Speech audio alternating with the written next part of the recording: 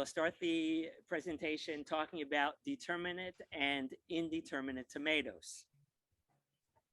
The determinate tomato generally grows to a small bush, 2 or 3 feet tall. The tomatoes will flower and fruit in relatively a short period of time. They also put out tomatoes faster than indeterminate.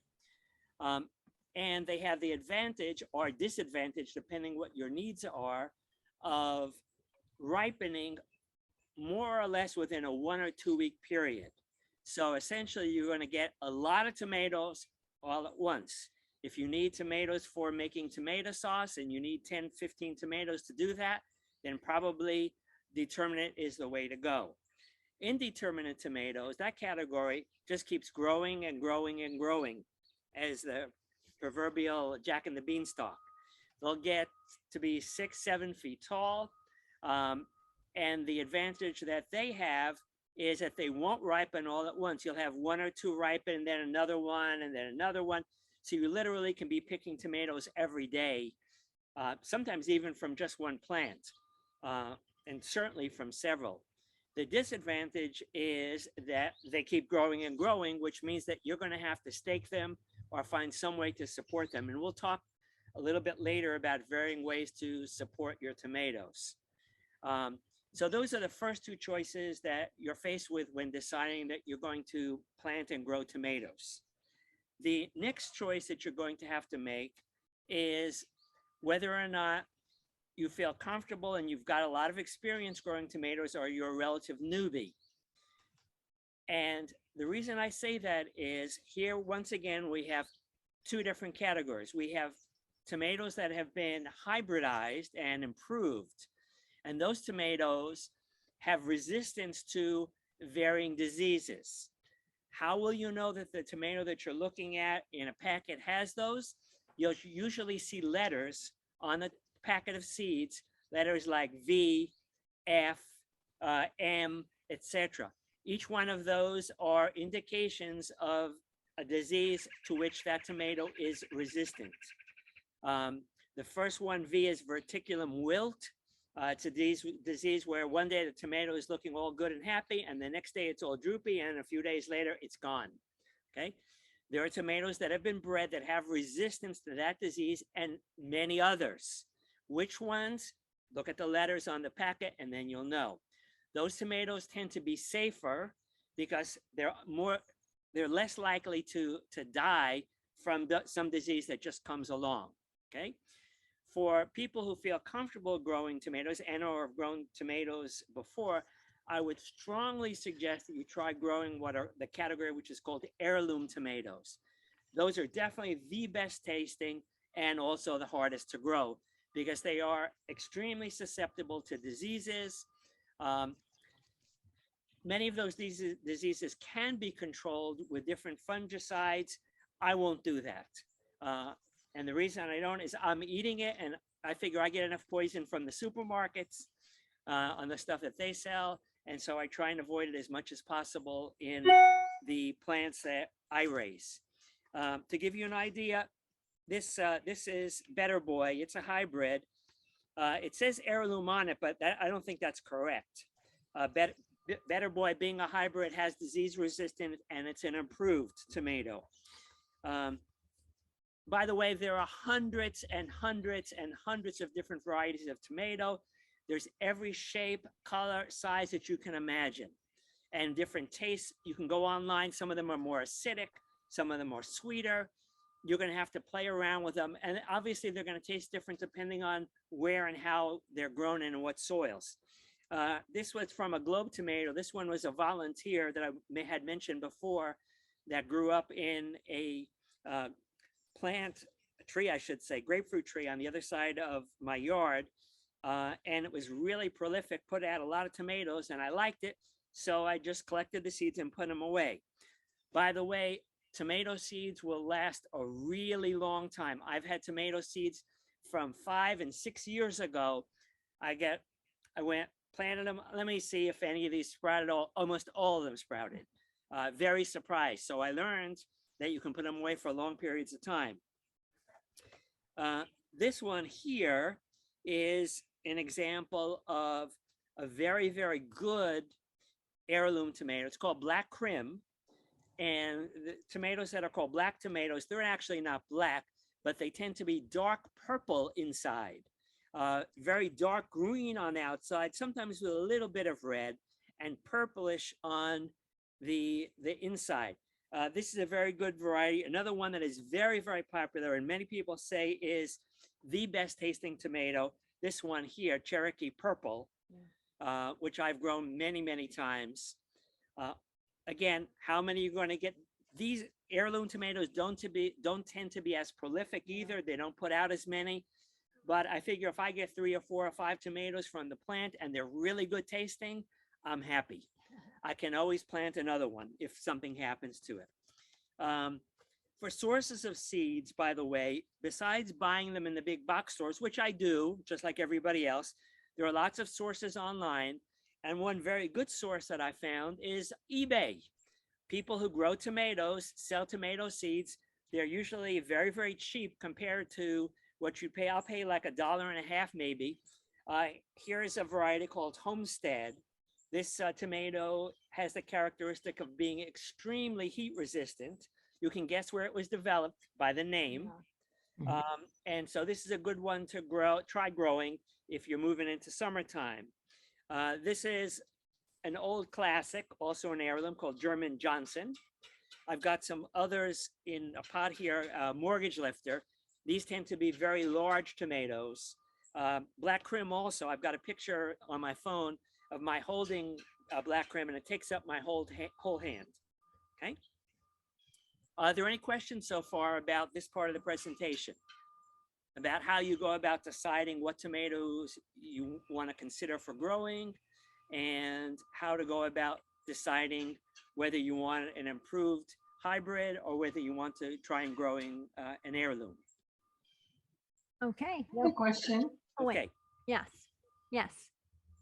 What's your Yeah, my question is, do you store the seeds in a refrigerator or something? Because just out in the garage is okay? What I do with the seeds depends on how soon I intend to use them, okay? If I intend to use them immediately, I don't do anything other than take them out of the tomato and put them in the pot. No, you don't have to do any type of preparation. However, if you're talking about long-term storage, then a whole different thing.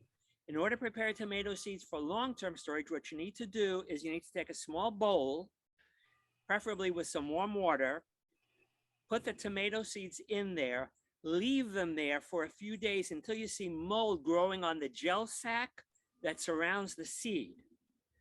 Then, once you've hit that stage, put them in a strainer, run water through them to get the gel sacs off and whatever mold there is growing on them, okay? Get all that stuff out and then put them on a piece. I usually tend to use either wax paper or sometimes I'll use aluminum foil and set them out to dry. I don't advise putting them on a napkin, even though napkins will help them dry faster, but they tend to get stuck to the napkin and are very difficult to get off. Sometimes, also very good are these waxy type dinner plates, paper plates that have like a waxy surface, so the seeds don't get as stuck.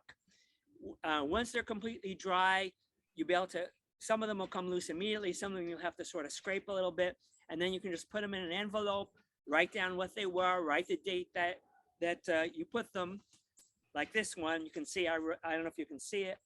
It says Globe Tomato, and I put the date, which was something in 1921. 6/21, is that what it was? Yeah. Okay. Now, in an example, when I bought the seeds and I use only a few seeds, 50 seeds are in there. If I use 5, 10, I could just paper clip them and put it back in a container.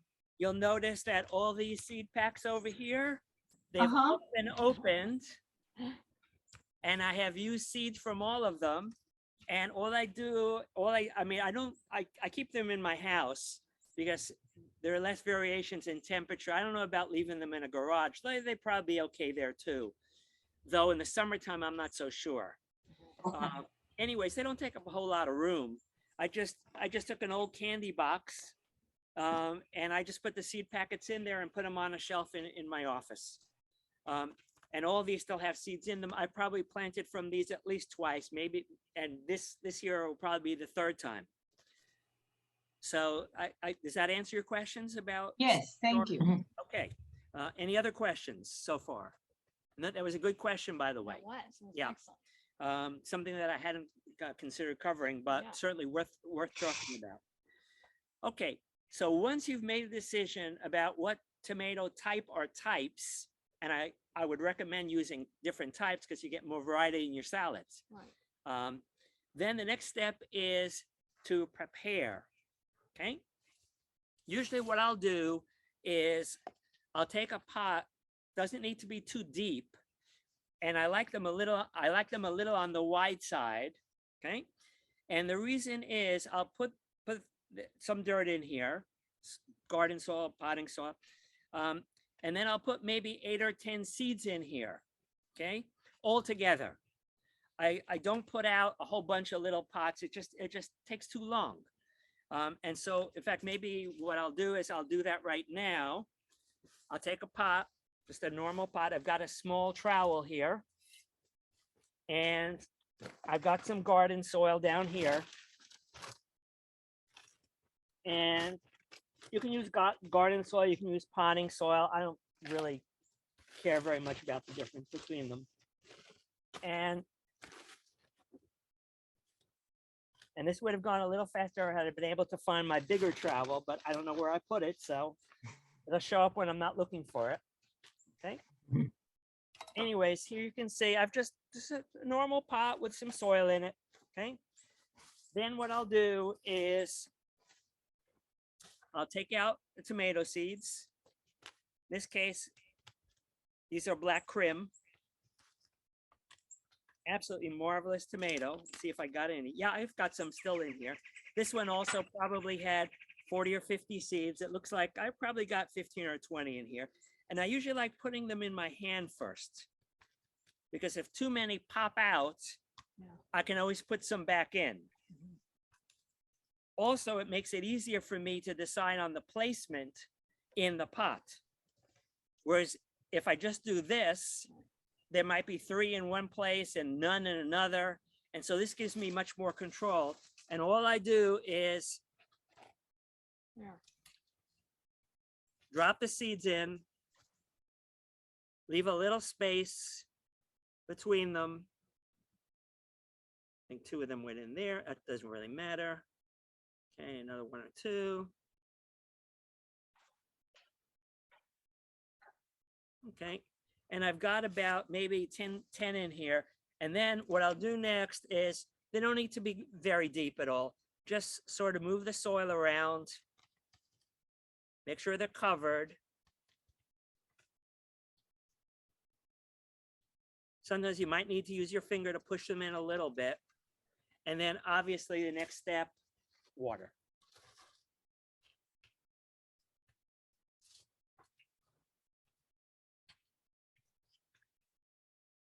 Sometimes you'll see some of the seeds popping out.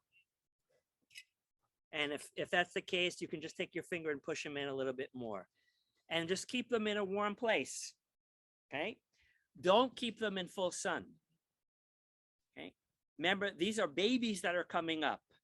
And as baby tomato plants, they are delicate. Also, do not overwater them. They don't need to be soaking. Wet it down, let it dry out a little bit, and then a little bit more water, because if not, the plants will just die. They'll rot at the stem, and you won't get any tomatoes at all. So be careful with the watering. Too much. In fact, I think somebody said most people kill plants more often than not with too much water and too much love, as opposed to the opposite. Okay, tomatoes will. It depends on the conditions and the temperatures and so on and so forth. But usually within a week or so, you'll start seeing little tomatoes. This one I put out. This one I set up for Cherokee Purple about.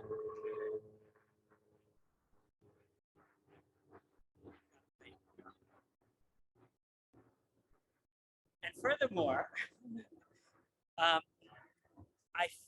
it's been kind of cold. Even though I put these up maybe a week and a half ago, as I'm sure you know, today's the first really warm afternoon, and so I was hoping to be able to show you a pot with a whole bunch of seedlings in it, but I think maybe I have one tiny little one, but I'm not even 100% sure that's a tomato. And then within a couple of days, I'll know. I don't know if you can see it. Okay. It's a little high. Anyway, so that's stage one. That's what gets you off the ground. Then the next thing you need to do is to start moving the pot gradually into a place that goes from full shade or semi-shade into a little bit more sun and a little bit more sun and a little bit more sun. That particular part of the process is called hardening off. And it's done not only with tomatoes, with all sorts of plants, even plants that say full sun. That may be true when they're ready and fully adapted, but if they were grown in a greenhouse in semi-shade and you put them in full sun right off the bat, good chance you're going to fry them. And that certainly holds true for tomatoes as well. Here in some of these other pots here, these were seedlings that grew up during the winter time. I've got some full-grown tomato plants that I've grown during the winter, but it's a harder job. And they're flowering now, so I'll probably have tomatoes on them earlier than most people because they're full-size plants, and maybe in a little while we can walk over there and I can show you. But here are some others. This one is a Cherokee purple. This one is another Cherokee purple. This one's a better boy. This one, another Cherokee purple, and this one, German Johnson, okay? I would say that when all your plants are together, which this one is not, this is already in a separate pot. It's been put in a separate pot. But originally, this was one plant of a whole bunch of plants that were really close together. And even though I don't have any to show you directly, what I am going to do is to explain how I remove plants that are crowded together, because sometimes two seeds fall together and so on and so forth. I do not use, most of the time, unless there's a lot of room, I don't even use a trowel this small. What I use instead, which surprised Jen when I told her, I use spoons. This is my mini trowel, and this is my mini trowel. And what this allows you to do is it allows you to get in. I'm not going to do it, but I'll show you. If you can imagine there were two tomato plants like right next to each other, I can get in between them or in back of them and easily go down and then scoop up and out. Sometimes I'll get, if there's a whole bunch, sometimes I'll get maybe two or three in a clump coming out together. And then I just very carefully tease them apart, which is the next step, okay? What I'm going to show you now is, let's imagine now you've got a plant, let's say about this size, okay? It's a better boy. And I want this to grow faster. The best way to do that, oh, I almost forgot something. When the plants get around to this size, you might want to try using this stuff. It's called pre-plant. I think it was on Jen's list. It has very, very low amounts of the three basics, the NPK. And the reason I like that is it doesn't burn the plants. Because if you go to a stronger fertilizer, most probably you're going to burn out the plant. You're going to lose it. But this stuff is really good to get plants off the ground. Okay. Next, I'd like to, got that? Okay. Pre-plant. Pre-plant. Good stuff. Recommended to me by Lucas Nursery, by the way, for roses. But read the packet, says just about everything. Okay. And I've tried it on other things and it works well. And it doesn't burn. Next, I'd like to talk briefly about, are there any questions so far about the basic laying out the seeds in the pot, where you keep them, how you treat them, etc.? We all good on that, or are there any questions? Okay. Okay. Now, let's say the plant has gotten big enough to think about transplanting. One way to tell is to lift up the pot. Plants can't talk, but they can. What you do is if you look on the bottom, if you see roots growing out of the bottom of the pot, see them? Yeah. That means that the root system obviously has gotten down that far, and that's an indicator to you that the plant is big enough in this pot to be able to be moved up to the next one. Do you always have to wait for that? No. Sometimes I'll transplant something, go up bigger, up pot is what we call it, even before it hits that stage. But once it hits that stage, you know you're good, okay? Next thing I'll do is, before I'm going to transplant into a bigger pot, I usually like to water the plants. And what that does is it helps the soil cling more to the roots so you don't lose quite as much of it, and less likely the plant's going to go into shock. Okay. Next thing I'm going to do is let's transplant it into, I'm going to dump this out. Okay. This is, you can see the difference where I'm going with this. This pot I see isn't so great, but it'll do. Actually, this one's better. But Take that. Wanna use take that. the Yeah, other let me use this one instead. I'll put this in here. We're good. Okay. One thing that I found out that some people don't know is when you transplant tomatoes, the goal is, and this is strange, but this is the way tomatoes are. The idea is to get as much of the stem underneath the ground every single time you transplant an up pot. Okay. And the reason for that is tomatoes have the peculiarity of sending out roots right from the stem.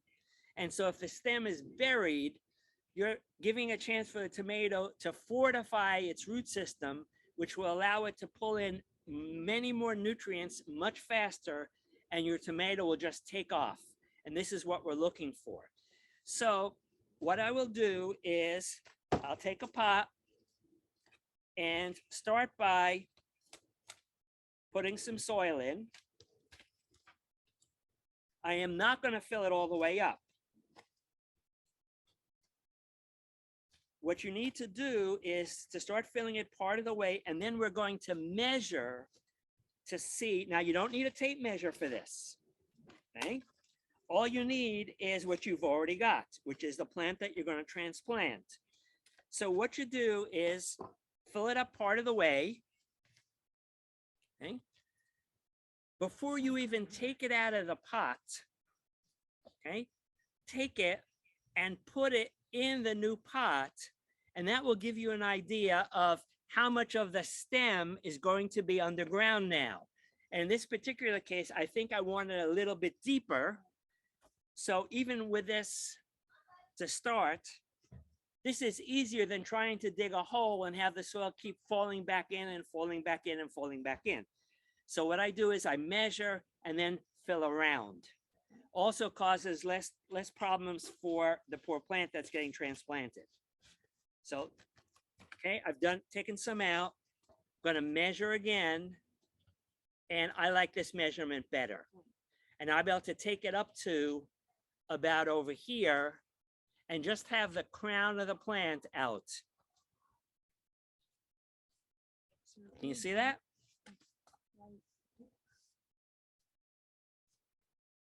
Okay. So next thing I'm going to do is pull out my tag, set it aside. And for the next part, sometimes this is more successful than others. Sometimes everything just falls apart. Sometimes everything stays together. It depends on how much roots development you've got in the pot. Essentially what I do is I take it, put my hand in like this, and upsy daisy. And this one came out fairly good. Remember, you've got water here helping hold the soil together too. If it were very, very dry and not much of a root system, it would probably just crumble all over the place.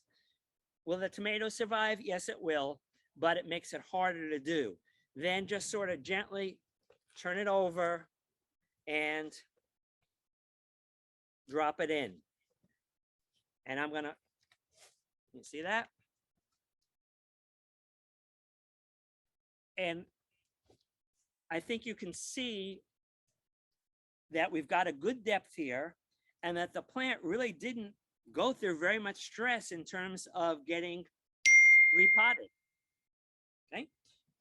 So what I'm going to do now is with a trowel, small trowel, fill in around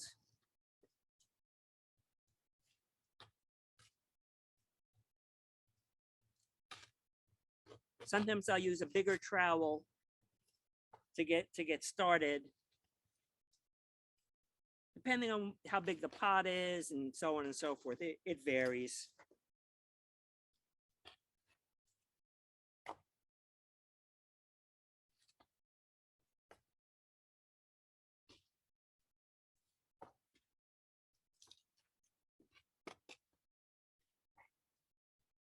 You'll notice how much of the stem is still out, huh?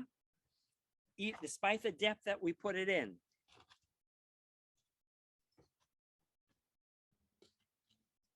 We're starting to get there now.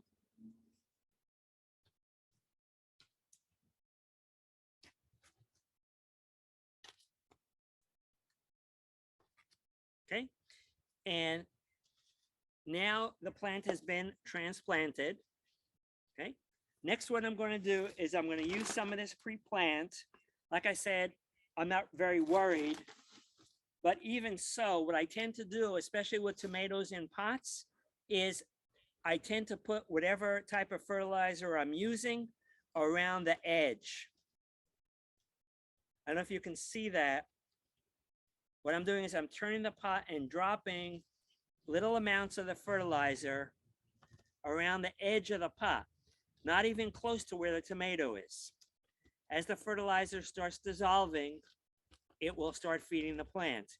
But right now, even if this were a relatively stronger fertilizer, which this is not, it probably wouldn't put the plant in very much danger. If this were a 3-gallon pot, a big pot this size, okay, there I probably wouldn't have any hesitation about putting a stronger fertilizer around the edge.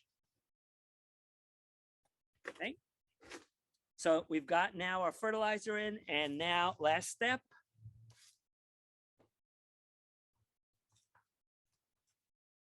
Water it in.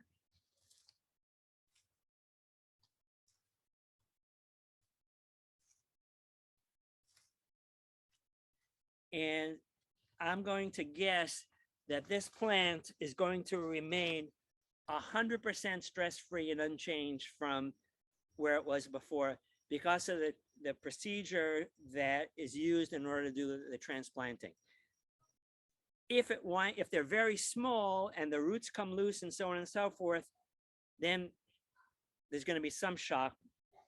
Is it enough to kill the plant? Probably not, but I would definitely move it to a cooler, shady area in that case. With this plant is already hardened off, so I don't think it's necessary.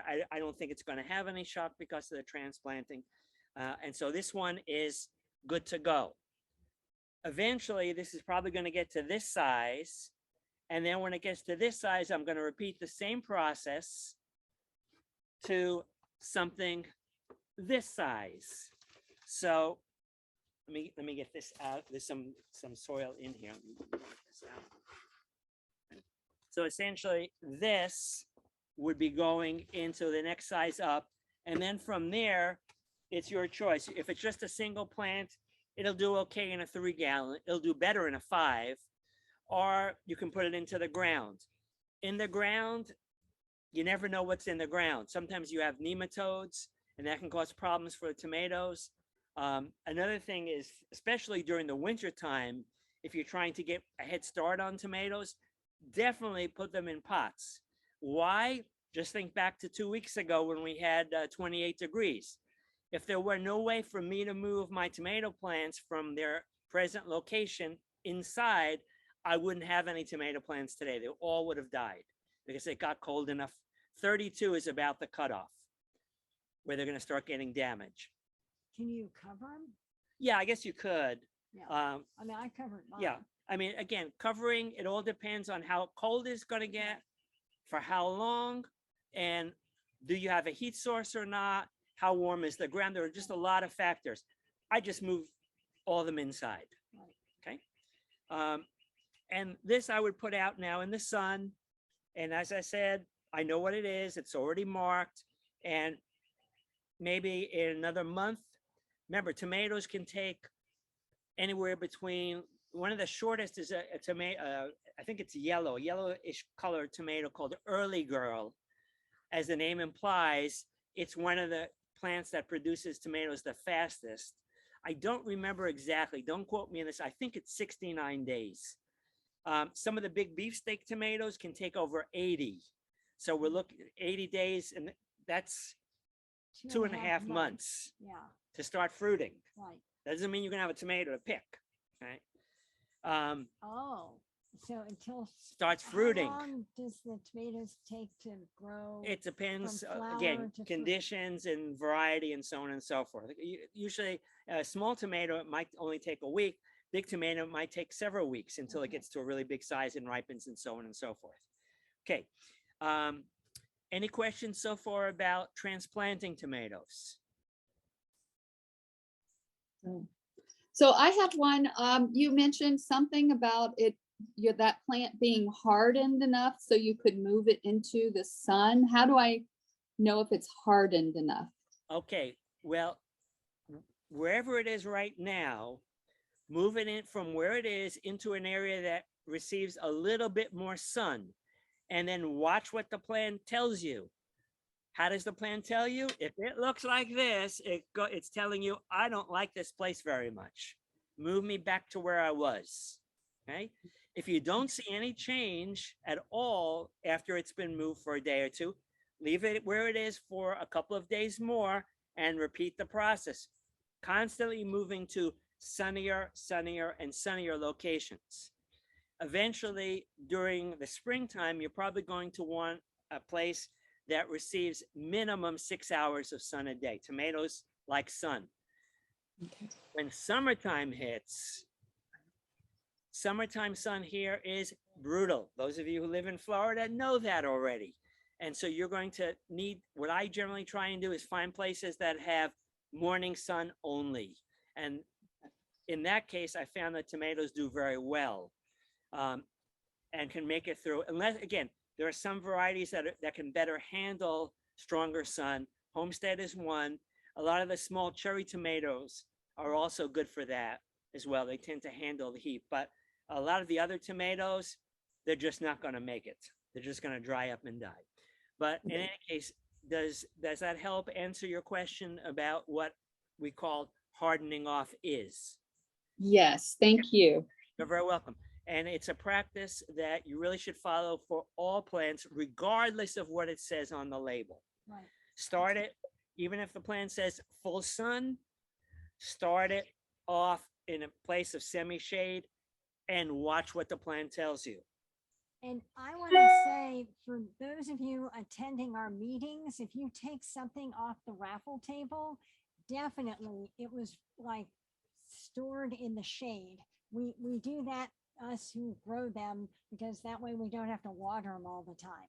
But anyway, do what he says to every plant. Good. Okay. I'm not going to do another transplant, but this plant obviously is ready for, you can see this pot is close to this size. There'd be no sense in transplanting it to Right. something similar. This is probably ready now to go up to this size. I just dropped it in completely with no soil, and you can still see the top of the plant over. So I would probably put a little bit, maybe an inch on the bottom, and then drop this in, do the same process again as I did before. And then the plant is just going to take off. In a couple of weeks, once you see the plant is really settled in, you can put a higher power fertilizer with micronutrients. I don't do anything fancy. A lot of times I'll use this. I don't know if you can see that. This is just a standard mango avocado fertilizer. 666, I think, is what it has. Rotate it. Yeah. Okay. And it works very well. Again, if you're keeping them in pots, make sure you put the fertilizer around the outside edge. Don't put it close to the plant because you're going to burn it. Okay. I mean, there are other things. This sometimes I'll add. This is bone meal, very high in phosphorus, good for the plant. There are all sorts of additives. Got to just experiment. Okay. The last stage, and we're going to need to move, Yeah, I can move. is to show you what the options are in terms of giving your plants support. Remember that I mentioned before, if you're growing a determinate variety of tomato, you're probably not going to be too concerned about support because they tend to be short and bushy and can pretty much hold their own. But with indeterminate varieties, the plants can get rather tall. See, this tomato, this is a special type of pot that I make. It's like a grow pot. And I'm not going to go into how to make these today. If there's interest, I can do a whole workshop on how to actually make these things. Okay. But in terms of support, essentially, you've got two choices for indeterminate tomato, actually three. First choice is the standard, can you come around here?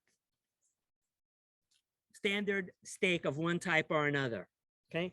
And that's what I've got here. Can you see it on this one? Yes. Okay. This one is just staked up. Okay. However, in order to stake stuff, that takes a fair amount of work. That means every certain amount of time, you're going to have to tie it up. All right, let me get here. I've got, or should I go get a roll of this stuff so that I can show them? I think that stay there Okay. for me. For this is the kind of stuff that I generally use for tying stuff. Let me take it out. There are lots of different companies that make it. It's widely available in the big box stores, online, and so on and so forth. It's called tie tape. And essentially it's a green stretchy kind of tape. This is much better than trying to tie it with cord. It's easier to use. It's cheap, but that's not its real virtue. The real virtue of this stuff is as the plant gets bigger, this stuff will stretch a little bit. I don't know if you can see that. Can you see where it's stretched out? Yeah. Give it, whereas a piece of rope won't. Piece of rope or twine will cut into your plant. Not good for the plant, obviously. Whereas this stuff will stretch out. And so that's why, in fact, you can see the difference now in the width as it's been. Can you see that? Yeah. Because it's been stretched. Okay. What I like doing is putting the tomatoes in cages, because for most of the time that they're growing, I don't need to do anything.